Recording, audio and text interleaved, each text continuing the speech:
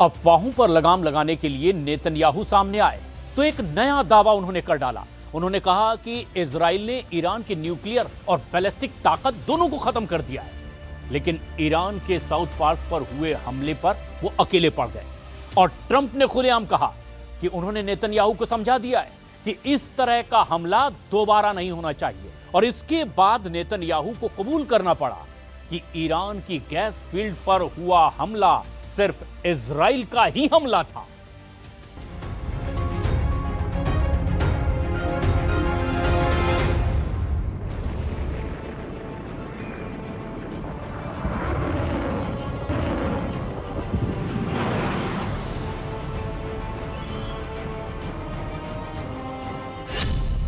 झूठे साबित हुए सारे दावे।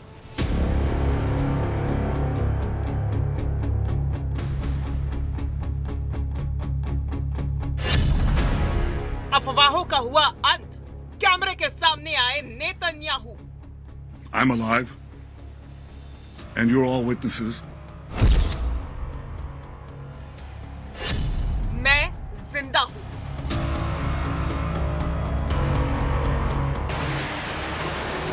मिडिल ईस्ट इस वक्त भीषण टकराव के दौर से गुजर रहा है। इजराइल और ईरान के बीच तनाव चरम पर है। मिसाइल हमले, ड्रोन स्ट्राइक और सैन्य कार्रवाई लगातार जारी है। जंग के इसी माहौल में सोशल मीडिया पर एक सनसनीखेज अफवाह फैलाई गई कि इजराइल के प्रधानमंत्री बेंजामिन नेतन्याहू मारे गए हैं। कुछ पोस्ट में तो ये तक दावा किया गया कि ईरान ने उन्हें निशाना बनाया है। लेकिन इन दावों के बीच अचानक नेतन्याहू का एक वीडियो सामने आता है और सारी अफवाहों पर ब्रेक लग जाता है।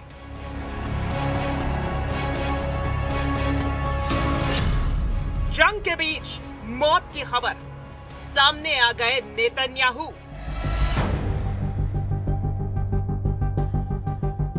अमेरिकी राजदूत माइक हकाबी के साथ एक इमारत में चलते हुए नेतन्याहू कैमरे के सामने आते हैं और सीधे सीधे उन अफवाहों को चुनौती देते हैं जो उनकी मौत की बात कर रही थी। इससे पहले भी एक वीडियो को लेकर सवाल उठे थे। कहा गया कि वो एआई से बना है, यहाँ तक कि उंगलियों की गिनती तक पर बहस छिड़ गई थी। ऐसे में इस नए वीडियो के जरिए नेतन्याहू ने न सिर्फ अपनी मौजूदगी साबित की, बल्कि दुनिया को साफ संदेश दिया कि वो पूरी तरह सुरक्षित हैं और ईरान के खिलाफ जंग में डटे हुए हैं। I'm alive, and you're all witnesses. Now that I dispatched this piece of fake news, I want to give you an update on Operation Roaring Lion. Under President Trump's visionary leadership, America and Israel are acting together in Iran with great determination and unprecedented strength.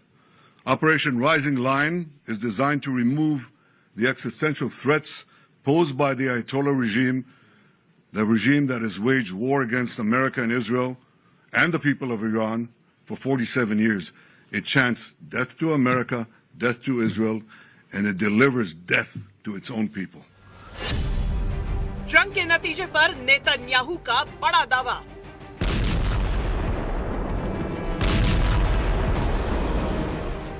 Netanyahu ने सिर्फ अपनी मौजूदगी ही नहीं दिखाई, बल्कि जंग के हालात पर भी बड़ा दावा किया। उन्होंने कहा कि इजराइल की कार्रवाई लगातार जारी है और ईरान को भारी नुकसान पहुंचाया जा रहा है। इजराइल का दावा है कि ईरान के मिसाइल लॉन्चर, ड्रोन सिस्टम और सैन्य ठिकानों को लगातार निशाना बनाया जा रहा है और उसकी सैन्य क्षमता तेजी से कमजोर हो रही है। Despite the fake news that is unfortunately being spread since the start of the war 20 days ago, we are winning and Iran is being decimated. Iran's missile and drone arsenal is being massively degraded and will be destroyed. Hundreds of their launchers have been destroyed, their stockpiles of missiles are being hit hard, and so are the industries that produce them. That's important. In Rising Lion, we destroyed missiles and we destroyed a lot of the nuclear infrastructure. But what we're destroying now are the factories that produce the components to make these missiles and to make the nuclear weapons that they're trying to produce. We're wiping out their industrial base in a way that we didn't do before. Iran's air defenses have been rendered useless. Their navy is lying at the bottom of the sea. Today we hit the other part of their navy in the Caspian Sea. Their air force is nearly destroyed. Iran's command and control structure is in utter chaos. And I can tell you that there's still more work to do, and we're going to do it. Hormuz पर Israel की चेतावनी।